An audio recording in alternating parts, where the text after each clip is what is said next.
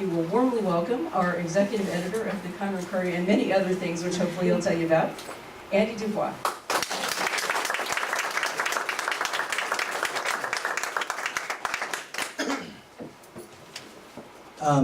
My dad would call this an accountability meeting. So I'm here. I'm accountable for what the Courier does, what the Villager does, and what 22 other newspapers throughout the greater Houston area do. I'm executive editor for Houston Community Newspapers. We have 24 print editions throughout the greater Houston area and 25 plus websites. We have 7 different offices. I have editors at each office who handles a group of around 5 papers each. And I'm, on top of that, I'm also the editor of the North Group, which includes the Courier, the Villager, and the Spring Observer. And fortunately, I have Catherine Dominguez, who many of y'all know, who's my managing editor, and she does a tremendous job. And before her, as many of you know, it was Nancy Flake, who also did a great job before she passed away last year. So I have tremendous help up here from experienced reporters who have stepped into editor roles. A little bit about me. I was born in Austin. I grew up in San Antonio. I went to the University of Texas, graduated with a Bachelor of Journalism degree. While I was there, the reason I went into journalism was because I love sports. I was a sports junkie. That's what I wanted to do. When I was in college, I worked for the Austin American Statesman, covering Friday night football for them. And the last semester, I worked at the Bastrop Advertiser as the sports editor. It's a twice-weekly paper in Bastrop. When I graduated, I had the opportunity to move down to the Valley to go to work for the Brownsville Herald. It was a 25-cent raise, but it was going to work for a day for newspaper. And I jumped at the opportunity. Growing up in San Antonio, I was familiar with the Valley. Went down there. I spent about 6 years working for the Brownsville Herald. I was a sports reporter, and then moved over to the news side as news editor. And they had some issues in sports, so I moved back over to sports as a sports editor and worked there until April of 1999. And that's when I moved up to Montgomery County. My wife and I, we moved to the Woodlands, and we lived in the Woodlands ever since. I started working at the Courier. I worked there for about a year and decided to leave the business. And I went to work for a handheld computer company in the Woodlands for about a year. But less than a year later, the editor at the Courier contacted me, and he wanted me to come back to become city editor at the Courier. So I couldn't get out of the newspaper business. I went back. That was in December of 2000, and I've been at the Courier ever since. I've been city editor, managing editor, and now executive editor for HCN. And it's been a great experience, great community involvement. I've really learned a lot. And growing politically, I used to think Friday night football was the end-all. You know, I would come up on election night, and all the reporters would want me to order pizza. I'm like, what's the big deal? You know, you got a bunch of races going on. We do that every Friday night on the sports staff. But there's been some exciting things happening in politics around here. And I know Julie wanted me to talk a little bit about that as well. You know, when I started here in 2000, really, well, it was a Republican-dominated county as it has been for years. Again, I came from the Valley, which was 100% Democrat, so it was a total 180 for me up here. But the Republicans here were pretty united at the time, and most of the focus was on the statewide and national races. There weren't a whole lot of contested local races at that time. What I would consider contested would be in the GOP primaries. I think that first year I was here, I think there were 4 contested races, okay? And voter turnout in the GOP primary was around 18%, okay? A lot of people think things have changed, right? So many more people are interested in the elections and voting. Well, I think it was 18.49% GOP primary in 2000. In 2012, we had 15 contested races in the GOP primary locally, and I'm talking local races. Our voter turnout in the GOP primary was 18.22%, okay? The county's growing fast. I talked to friends of mine. They would much rather talk about Bridgegate and Christie in New Jersey because they're watching the national news rather than talking about what's going on with the Joe Corey Center or with the Montgomery County Mental Health Facility. They're not knowledgeable. They're intimidated to even show up at the polls or go in there and pull the lever because they don't know enough about local politics still. And we're talking 12 years later. And what I've seen a change in is that those who do vote are much more educated. It's a much more vibrant atmosphere, and I think that you have to go back and look at a couple of key races along the way that I think have changed things in Montgomery County. Back in 2004, Tommy Gage ran for sheriff. He ran against a challenger. He was a challenger running against Guy Williams. And also Barbara Cargill was running for the State Board of Education, and she ran against an incumbent. And those two pulled off victories, and a lot of it had to do with the conservative values that Barbara brought to the table. And for Sheriff Tommy Gage, I think for once people were getting a little fed up with the complaints coming out of the sheriff's office, and the sheriff's office not being able to do anything with commissioner's court. There was a wall, and Guy Williams at the time couldn't get the funding he needed to help improve and advance the sheriff's office. Tommy Gage really had a strong faction of voters. He was from Precinct 2 area, and they came out and voted, and they carried him. And I think that gave a little promise to individuals that they could challenge incumbents. And then you get to 2008, and you had a situation where you had a long-time district attorney, and you had a young guy come in who was knowledgeable. He had experience down in Houston. He started campaigning early. He poked a lot of holes in the way the DA's office was being run. And Brett Ligon pulled off a huge upset and beaten Mike McDougal at the time. That year we had 7 contested races. 5 contested races in the primary. Another race where an area where individuals were fed up was out in East County, and Rowdy Hayden ran against Travis Bishop out there, and Rowdy defeated him. Not only did he defeat Travis in the GOP primary, but Travis's son Cole filed as a Democrat to try to beat Rowdy in the general election. And so I don't know whether you've ever had it before where an individual beat the father in a primary and then the son in a general election. But to me, it showed a change in philosophy, that individuals could run, they could challenge incumbents, they could have a voice. And that was 2008. And things kind of exploded then because we had a new president elected to office. People in this county were very upset. The internet really started to explode, especially from a newspaper and media standpoint, but also you had more bloggers online, and there were a lot more voices out there. Around that time, the Tea Party started to grow. Really started to grow here in Montgomery County. I'm gonna have to pull out my glasses because I'm actually having trouble reading my notes. I started wearing glasses just less than a year ago, and I'm trying to get used to it for reading purposes. I think I've aged a lot over the past year, so I apologize. In 2010, which was an off-presidential year, you had the governor's race. You had Perry running against Hutchison. We only had 2 open court seats, and voter turnout was below 17%. Okay, non-presidential year, no local elections. Then we come to 2012, and really, that's when the Tea Party really started to hit its stride here. I think the Tea Party has educated those interested in voting. I think that they put a fire. I think that the Tea Party outworks any other political entity in the county, and I think that's why the Tea Party, Texas Patriots PAC, had so much success that year. We acknowledged it in the paper. I really do truly think you work hard.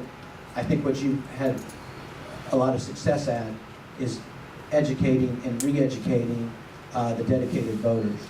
I think because we have so many new people moving into Montgomery County, they're very intimidated, uneducated on the local elections, and they're not getting out to vote. And I think that is still a challenge 12 years later that we have to overcome. I mean, 18.49% voter turnout in 2000, 18.22% this year in the GOP primary. And just to show you that they do want to get out and vote, I want to tell you how the general election goes, okay? 2012, huge year, right, Julie? 15 contested primary races. We had 45,862 vote in the GOP primary, okay? 2008, GOP primary, 41,812. In the general election, more than 175,000 people voted, okay? I think it was more than 82,000 pulled a straight party Republican ticket. If it's that important for those Republicans to get out and vote in the general election for a president, for a governor, for a lieutenant governor, then why isn't it important enough for them to get out when the races actually mean something in Montgomery County? And that's in the primary in March. And so I still, as much as the Patriots PAC has educated voters, as much as other groups have tried to educate voters, I still think we're reaching the same core group. And I think I include our newspapers in that. We have our dedicated readers. We can look at our readership in the Courier, our subscribers. I can cross-check that with the voting list. And I know how many people, I know what percentage of our readers are voting. And it's a pretty high percentage. But that's just a core group of voters. Plenty of people aren't reading the Courier. That's why I say the internet really helped, especially at the national level. We have a much larger reach than we've ever had before. People talk about the newspaper business going down, about circulation declining. I have more readers than I had when we started in 2000, even though our print circulations declined, because our website numbers, our mobile numbers are through the roof. Not only for the Courier, but for papers throughout our group. Out in Cleveland, our Cleveland editor, on her Facebook page, she has more than 8,000 followers. That's more people than live in the city of Cleveland, okay? She is all over the news out there. You know Vanessa, right? Y'all know her. Oh yeah. She's all over the place. So I think that the internet and technology, while newspapers stumbled there in the mid-2000s to late 2000s, now that we're realizing how we can make things work business-wise online, I think it's really going to generate a lot more readership, a lot more following, and hopefully more educated Montgomery County residents. That's not to take anything away from the Patriots PAC. I think that you guys have done a tremendous job of getting the word out there. And again, you work harder than anybody. And I know you talk about trust and what mailers you can trust, which ones you can't. The Courier's been here for more than 100 years. We publish a print product every day. We post stories online every day. You know who we are, you know what we cover. Somebody asked me, well, why do you endorse? What is the point of endorsing? Why should a newspaper endorse? It should remain unbiased, balanced coverage. We do that all year long. And then we formulate opinions on certain topics, certain issues, and come election season, we give every single candidate an opportunity to come in and meet with us. We have a 3-person editorial board, sits in on all the meetings. We ask questions that are relevant to us, that are relevant to our coverage, that we think are important to the community members, especially in the areas that the individuals represent. We don't have a core set of values, but people who read our editorials year-round understand what some of our values are, okay? Based on our interview process, based on the background of these individuals, their experience, what we believe in their leadership qualities. We discuss all the candidates and we make a decision. You know, we have 2 years, sometimes 4 years of newspaper coverage in between that. We go back and look at stories, some positive, some negative about those candidates. But we weigh the pros and cons, okay? If a candidate serves 4 years and he's perfect or she's perfect, then he or she's probably going to get the nomination. But we know nobody's perfect. I'm reminded every day that I'm not perfect, and neither are my products, okay? But why endorse? Well, one, it's tradition. Newspapers have endorsed for years and years, and our readers have come to expect it. It's a discussion point. It generates conversation. It generates more letters to the editor. It generates more guest columns. It's an important part of the process for our readers. They value it. We have individuals who call us and want to know when our endorsements are coming out. Now my dad said, and James might agree with him on this, he said, well, you know, an attorney friend, long time ago, an attorney friend goes to another attorney and says, hey, I'm running for judge. I really, really need your support. And he's like, well, I don't know. He's like, no, I really do. I really want to win this race. I need your support. And he goes, okay, what does that mean? You want me to be for you or against you? So, and I know James has joked about some of the endorsements that the Courier has made. And you want to know what? It's fodder for conversation. Hopefully it makes people think. In the end, it's the voter's decision once he or she enters the booth. And we think it's an important part of our paper. It doesn't mean that the people we endorse aren't good people, but they're not qualified to do the job, because we see plenty of races where it's a very tough decision. The greatest part about it is that we get just about every single candidate to come in because they want to meet with us, and they want to talk to us, and they want our endorsement. The toughest part is getting down and making that decision, as some of y'all may know.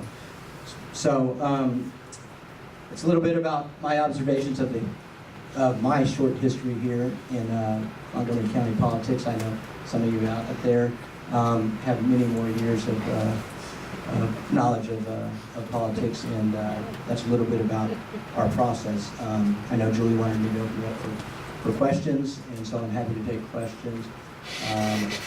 If it's specific, I'll try to answer specific questions about races. If in general, then that's fine too.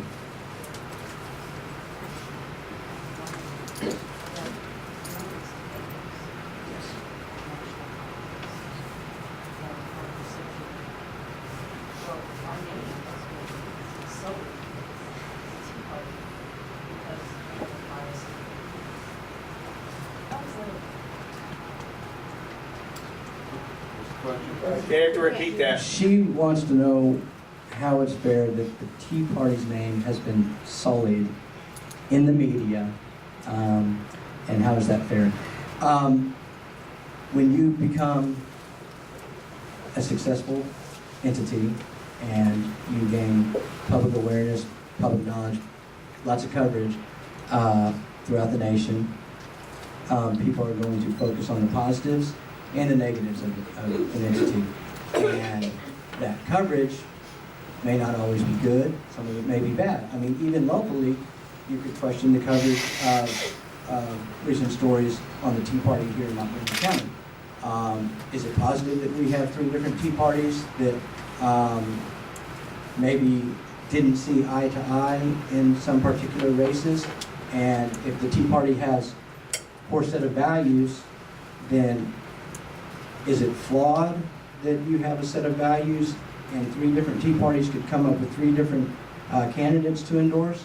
I think when you gain success, you gain a bigger target, and they're gonna go look you. They're going to look for holes in your game, in your stances, in your candidates, and it's open season.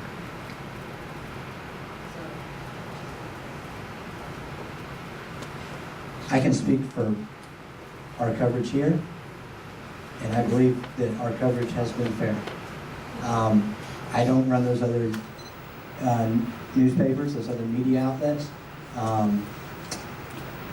What their agenda is, or if they have an agenda, you would have to discuss that with their manager and their editor. But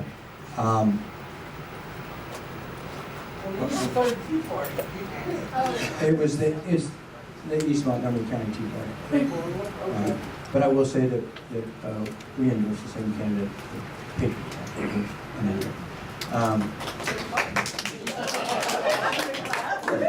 Yes, sir.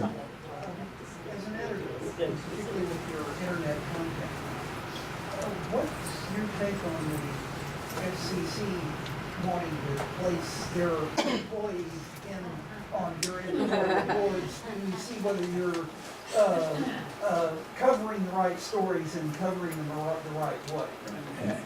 I would be totally against that. We run a business. We're responsible for our content. We're accountable to our clients, who are our readers. They have no business coming into our private business and digging things up. Yes, James? In your endorsement for county judge, you claimed that certain department heads were, quote, asleep at the wheel, but the week before in the paper, in an article written by Catherine Dominguez, it clearly states that not only does the county attorney tell you and your staff that certain department head not only did not see the total invoices, but that the commissioner's court's ultimately responsible for approving the invoices. So it seems like there's a disconnect in your reasoning there. Well, actually, in that article, James, two of the commissioners stated that they thought that the Department of Infrastructure was responsible for that. The county attorney stated that the Director of Infrastructure was not responsible for that. Okay, so you have two sides. You have one candidate side and the other candidate side, and they're both in that article pointing fingers at each other. I think who was responsible.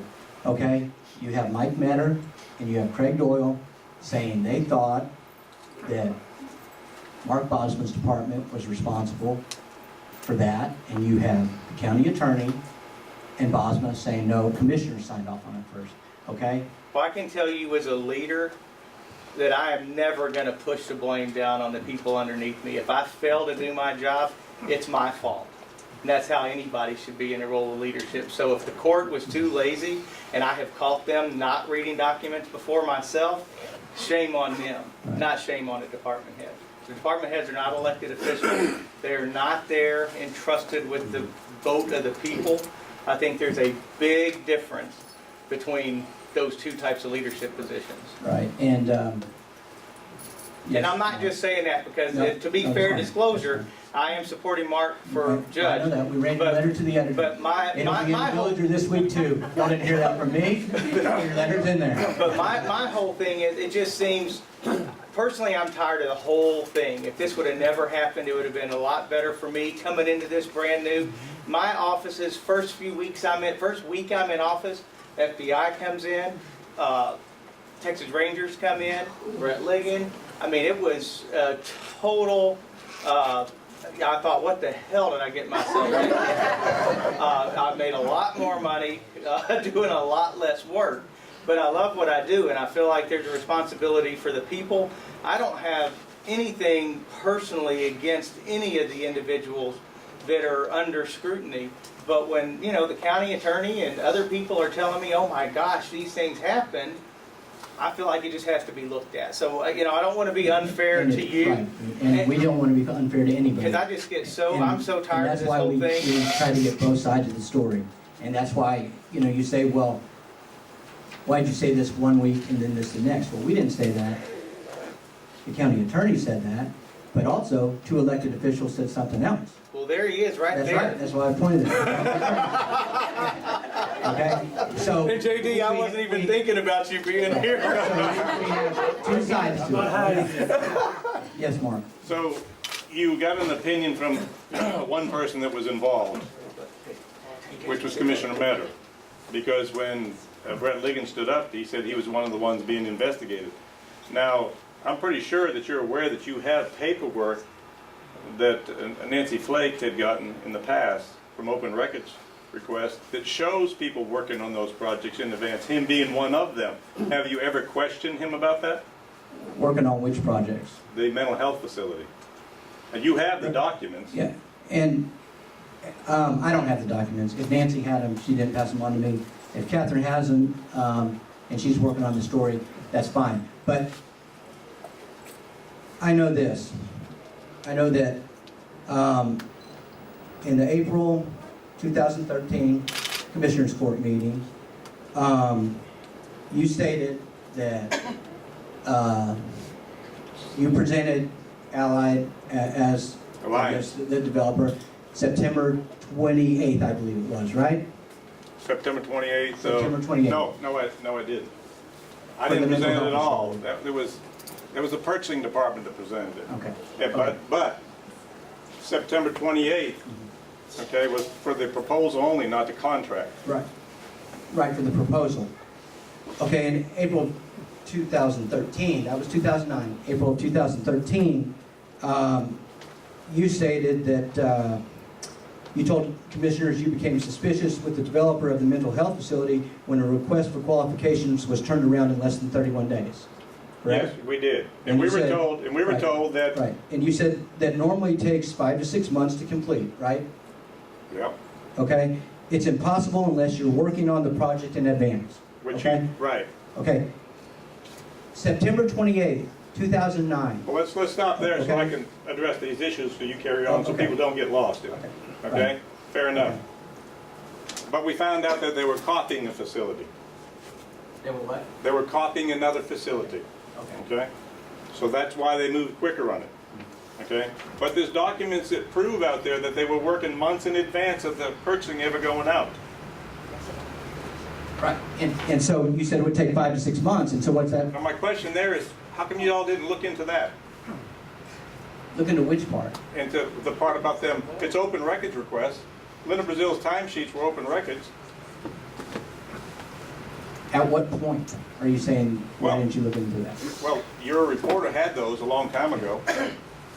What did they just, does the paperwork just disappear? I mean, I don't know. I mean, she's got those documents a long Right. The time ago. reporter is responsible for his or her paperwork, his or her notes, his or her documents. When he or she is producing that story, if that information needs to be handed over to me for any reason, Okay. then it will be. So now it would be fair to say that you'd be willing to go and do open records and get that information? Yes. To see what they're doing? Yes. See how they did it? Because the rest of us Hey, didn't see we're, that. we're willing to go look at anything. Okay. But Mark, my point is this, okay?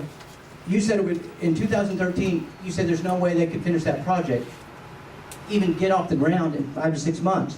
Yet back in 2009, you stated that Alliance, well, first of all, you said that Alliance, you said they were the best of the bunch, okay? Well, they You were at the quoted in time. paper. But no one knew they You were also working said, it off. knowing that that was the recommendation. From at the end of the September. commissioner. Right. Knowing that was a recommendation, and they were the ones, they were picked. Allied was in to do the mental health treatment facility. That was Alliance, not Allied. And I'm sorry, Allied. Alliance was picked, but that's qualifications only, no contract, no cost. Right, and you said, but they got everything within 31 days, and you said impossible, right? Okay? Unless they're working on the Right. job in No way, advance. 5 to 6 months. But you stated that the county is moving at an accelerated pace because the state requires the facility open by March 1, 2011. To meet that deadline, construction must begin on the 85,000 square foot facility no later than January. That's 3 months. Hold on. What So I just said to you, if they're copying another facility, they can accelerate the architectural, the civil, the structural, and the electrical. It's already done. Okay? If they can do that.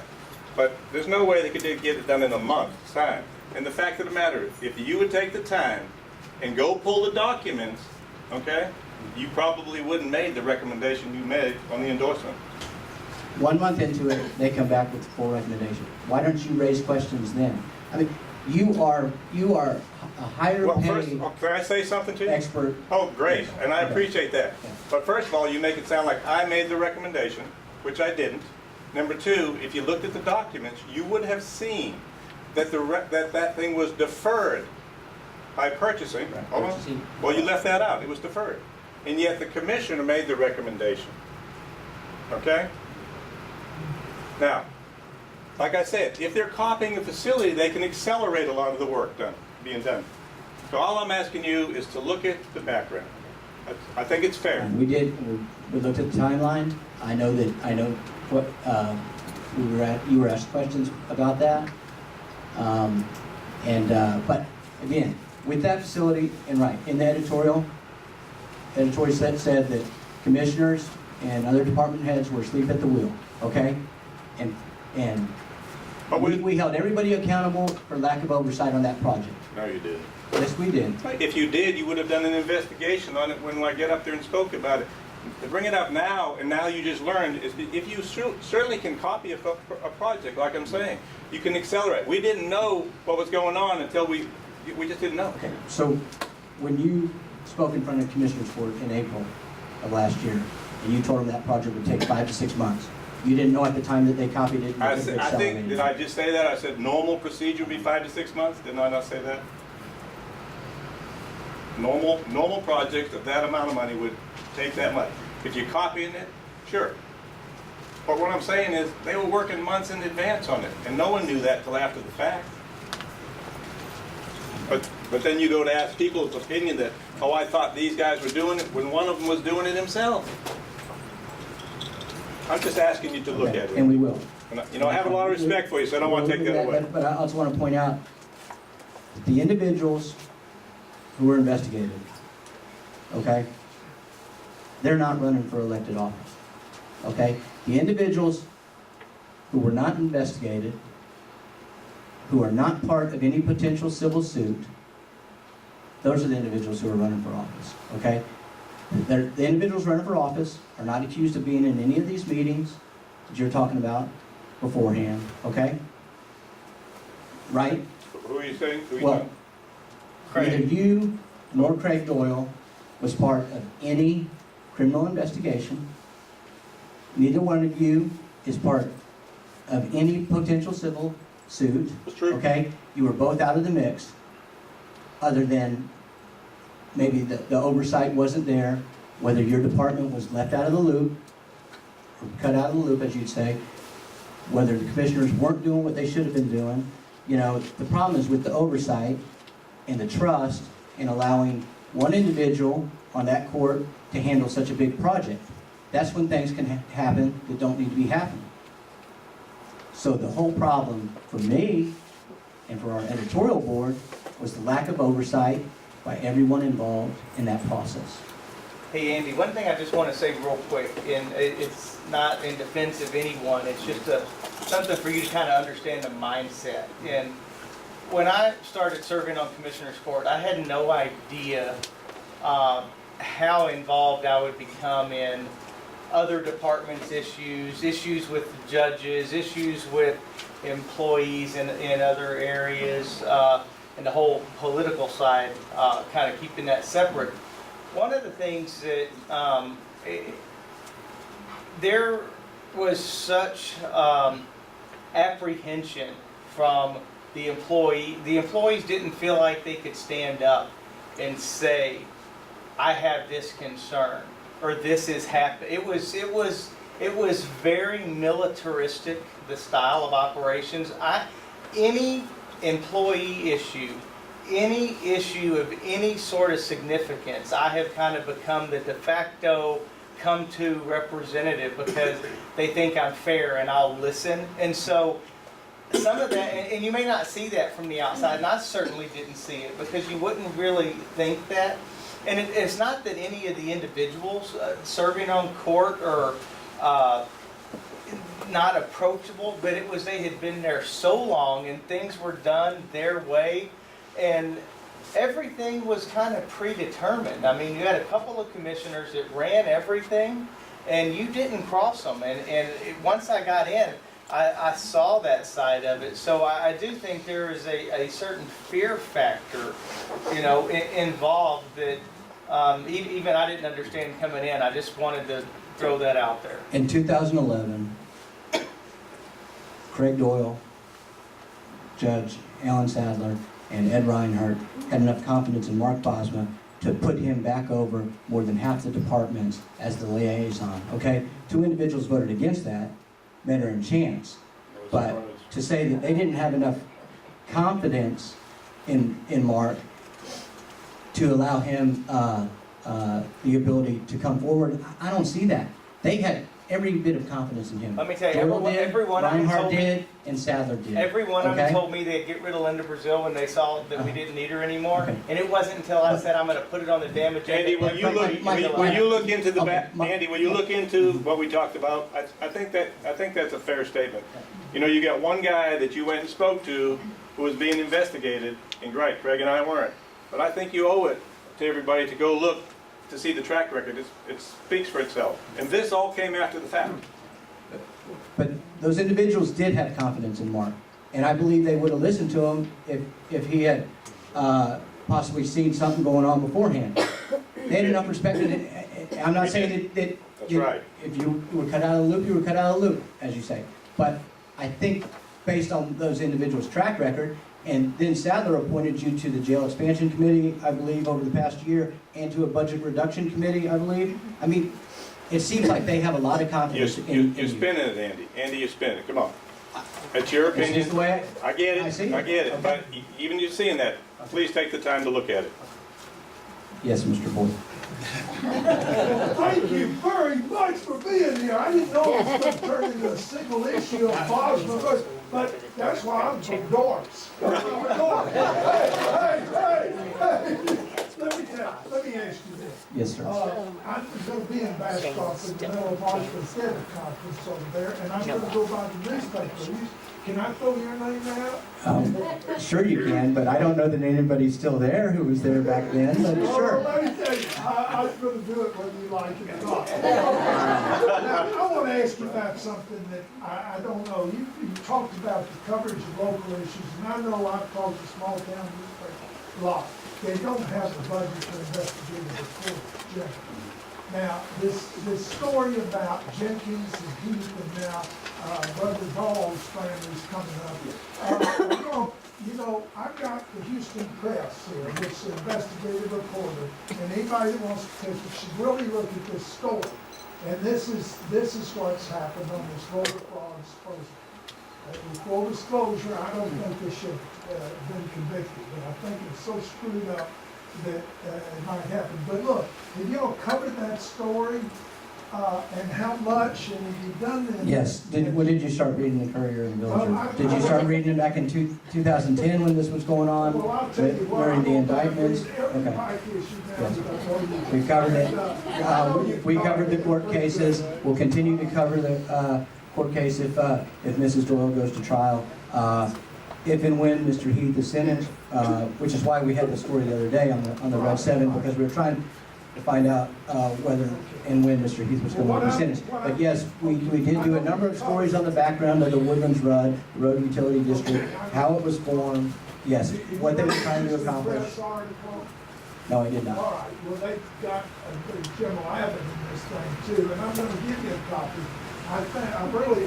Okay, and I'll make copies of our stories for you too. I've got a lot of stories for you too. Hey, I just gotta say, when you interviewed me, did you interview all the candidates running for office? Mr. Boyd, I just wanna say what a good job Yes, you did. but You really you're knew your right. facts when you. Thank you. Thank you. I would like to think that we had a very thorough vetting process. Yeah, you did. Your opponent could not come in for some reasons, but we're still trying to get him in, and Well, we I'm want gonna to get pick him him up and bring him over. I'm trying to get him out too. in. Yes, sir. Yeah, I'd like for you to answer the question. You've got anonymous writers on some of your blogs that do personal attacks, that don't identify themselves. And I like reading people's opinion, but when it's personal, Diane got attacked last week, simply trying to correct what someone erroneously wrote, who did identify their name. But I just wonder why you have this out there anonymous.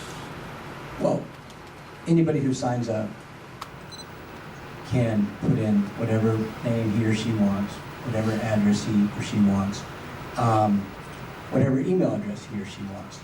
And then it becomes a manpower issue to track and pre-approve all of these in advance. We allow individuals to sign on as whoever they want. It's much different than everybody's used to. With your name has to be on it to be published in the paper. You know, we run your name in your hometown. You have to put a phone number that we don't publish and we call it. We can't do that. We don't have the resources to do that online. Okay, that's your village out there. Okay, and you guys have to control your village. It's a mean village. If somebody, yeah, lots of villages, and if there's a button that you can report abuse on, okay?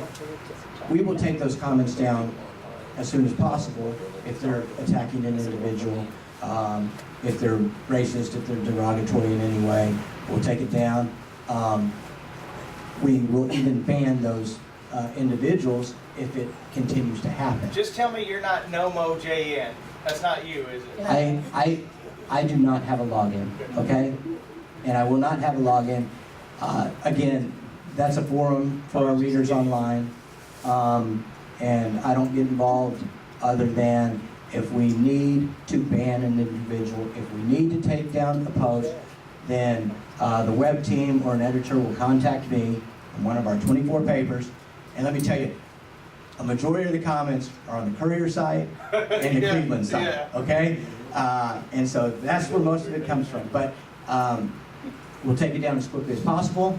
If it continues to be a problem with the individual, we'll block the person. Now, that's not to say they can't sign up under another assumed name, but generally the way people write, you can tell they're the same person. So, yeah, I think there's only one individual who posts his real name on there who's been publishing stuff lately, but yeah, it's a real change for us, and that's the way we have to chase it. You got your letter to the editor, where people do identify themselves, and that's perfectly, that's good press. And if that person is wrong, you can at least call that person up and say, hey, you really didn't understand the facts. And I know Bill O'Sullivan posts on there as Yes. Curry Man. And I should have mentioned that. I know Curry Man, and I know John Works. Yes. He identifies himself and he tries Bill, that's you? Bill, we didn't know. If that's Bill, yes, then you're probably right. Bill, you need to get a new one. Yes. he's identified himself As on the there. person who was attacked, when you write a letter to the editor, you know that you're opening yourself up for criticism. I appreciate your standing up for me. I'll have to admit that when I first read it, I was a little taken aback, but it didn't take me long to figure out who had written it. And I considered the source and don't value that person's opinion anyway, and I know that she is a supporter of Craig Doyle, so the fact that I corrected the matter and didn't take her viewpoint, I opened myself up for criticism. And all you can do is you just come in behind them and you whack them. That was 3 letters after they were two blocks after her. I just want to know if you just have one barrel, it's the same 4 or 5 people that write in. Every now and then you'll get somebody who's different. Oh, but in it's print? the same. Oh, yeah. Well, we've been happy that Diane has submitted a couple of letters, and she actually has one in there that we'll try to get in before you. But she's focusing on one race. But I just wonder. Well, I had 2 different ones. Oh, okay. 2 different ones on one Court race. of Appeals. There we go. Yeah. Is it truly that you just did that few number of letters and that's the one you print? Or is it always the same 3 people that you think are interesting? I can't say that I think all of them are interesting, but there are certain times during the year when there's a lull in the number of letters we get. And so they send a lot of letters in, and they get in there pretty regularly. Now, Mr. Doyle slowed down a bit, but he used to be in there about every week on his letters, and some people may have got tired of him. But here's the thing, if we have enough people writing letters, then we would try to limit it to 1 week for those individuals, and even longer. Right now, you don't see them as often, because we're getting inundated with political letters as we do at this time. We're trying to get them all in. And those individuals are calling me saying, hey, Andy, when are you gonna get my letter in? I sent it last week. I said, well, we're trying to get in all these Well, political I'm letters. starting to read the who sent it in first, because I Oh, get yeah. quite aggravated when I get to and say, I don't agree with that person. That's Oh, right. well, of course. And here's my answer. If you want to see different names on those letters, write one and send it in, okay? Have a real name? Carol, how are you? Andy, so glad to have you here. Thank you. I just, a little bit of a subject change. On behalf of those of us who are lovers of life and are with Montgomery County Right to Life, and those of you who are such tremendous supporters, I just want to give you a shout out and let you know that there is no finer rag in the country than the Conroe Courier for publicizing the point of view of life. I'm so tired of seeing all these liberal rags at different places I visit, and we are so blessed, and I just want to give a shout out to you, to your staff. We appreciate your coverage and keeping it visible and educating people about life, because there's no greater gift than life, and I just want to personally thank you because you're the leader.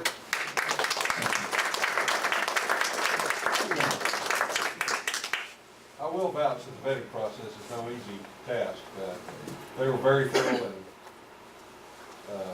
they did a great job. But one thing that I think maybe Julie was alluding to, and that I personally feel that at some point, if y'all would come back and revisit the Tea Party issue, I mean, and really lay out the qualifications, like how many members are they, how long have they been in existence, you know, what is the vetting process? Because I mean, you list all three of them in there, but you know, nobody really knows that the East Montgomery County Tea Party is, you know, four angry people that's been in existence 2.5 months. And you know, what I'm saying is to give credibility, I think you should lay out who each Tea Party is and their deal, and then go with the editorial. Just in fairness, I mean, this group has done a lot. When I first came down here, I didn't know what to expect, but I've never left. It's a great organization. You have to come down here and find out what it's all about. Sorry you're attacking that. At least you got a hug.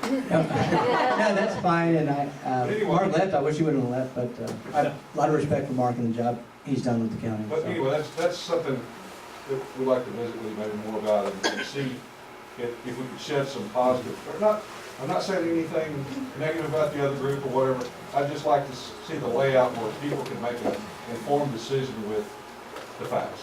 Well, and that's fair enough, and I'm trying to remember whether the Courier actually published anything from the East County Tea Party. I know we did from the Montgomery County Tea Party and the Patriots PAC, and we do respect the job that the Patriots PAC does, and they've actually probably received the most coverage in our products in the North Group.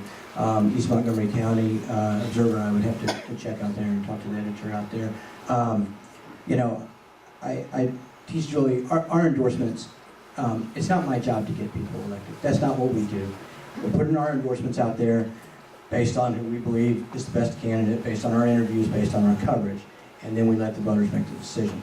I'm not going to be out there campaigning for anybody, okay?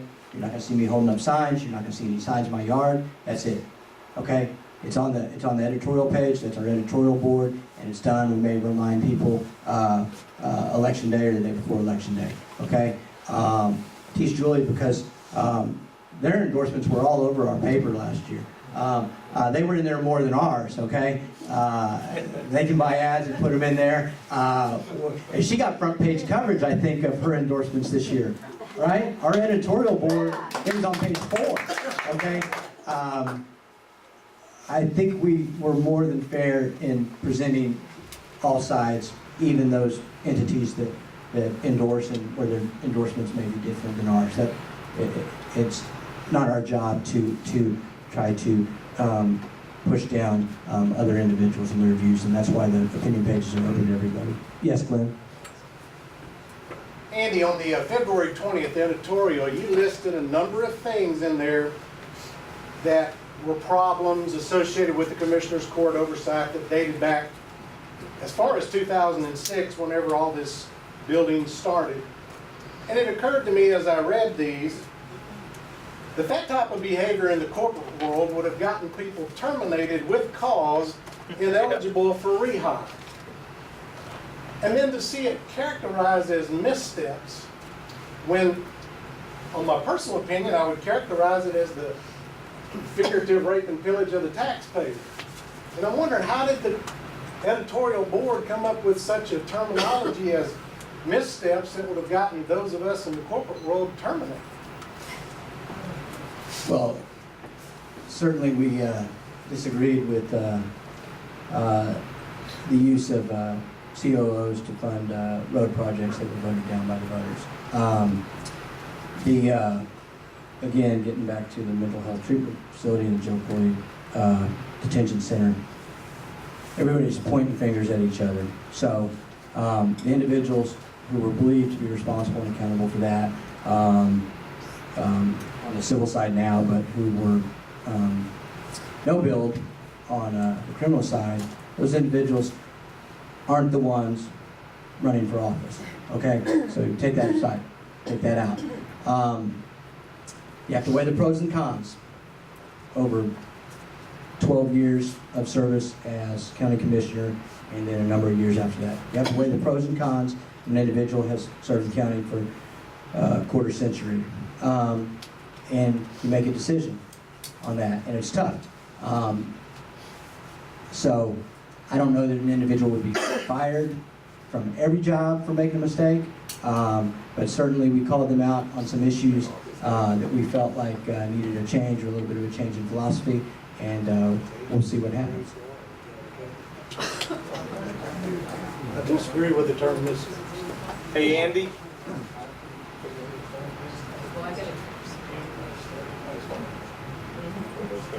Yes. Are you having any qualified young people come and look for jobs that actually are journalists? We have a lot of young people coming and looking for jobs. Quality. No, yes, we absolutely, through the years, we've had a number of great young talent come through there, and they move on to bigger and better things, which they should. I view our product as a stepping stone for individuals who want to advance their careers, either within our company or outside our company. And we continue to get some pretty sharp young individuals, and we're looking for one right now. We have an opening. Yes, you're pretty spry. Hey, Andy, Yes, I just want to tell you, you've got some really good people working on your staff. Interacting with my office on a daily basis, Jonathan Garris, Catherine Dominguez, Howard Roden, they're always professional. They do a good job. I may not always like what they write, but they're fair. They always listen, and I just wanted you to hear that, and I appreciate that, and I think that comes from you being the leader, and so it's all good. Thanks, Bruce. Yes, Mark. So I have a better understanding. If someone sends you a letter and demands that they want that written, and then you do an investigation and you find out what they sent was incorrect, do you not print what they said since they sent it to you about somebody, or is it just you just throw it away? If we look into something Yeah. and it turns out to not be true, Yeah. Yeah, somebody sends you a letter with representations in there. During the political season. as a letter to the editor or as a tip for a story, or what? Either or. Yeah. Letter to the editor.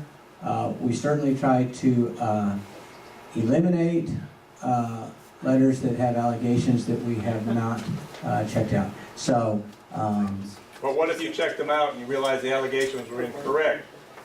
Do you owe it to the person that they attacked to put it out there and said these are false statements coming out on them, or you just well, we didn't publish it. I know you didn't publish, but you would have published it if it was true. Right. We But since it wasn't we try to true- publish facts and not. No, I get that. I get that. Well, could you tell us what's coming up the next 4 endorsements, and when is the last day you're going to publish letters before Tuesday? What's the last day the letters will be published by? last day that letters will be published is Sunday. That way, if we do have any mistakes, if we do publish something, we have 2 days to correct it. We get so many from the Villager. This was the last week from the Villager, and we had to run them all the way up to this last edition because we just couldn't get them all in, which is great because you had so many people participating in the process. But Sunday will be the last day. Sunday. You make more endorsements by Tuesday, or can you tell? I can tell I you. want you to take a picture of me and Andy though. I want to say that I gotta ask you, that lady bragged on you being pro-life and doing so much for me. Do you take a stance there? Are you gonna be pro-choice if somebody submits something? Are you fair and balanced? Or are you just pro-life all the way? She was bragging on you that you did everything. Pro-life, he's in the tank, he's in the tank. You can go back and read previous editorials to figure out the stance of the Courier on pro-life issues. We appreciate that, and I think we had a wrap up. Should we get Andy to come back?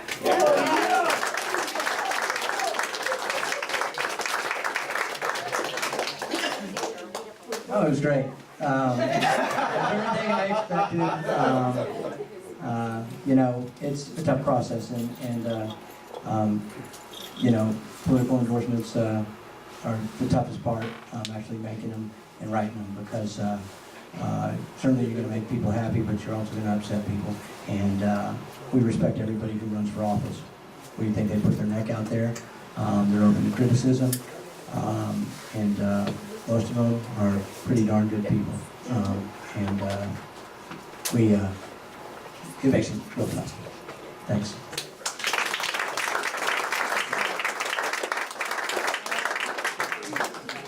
Fascinating, really fun, really fun.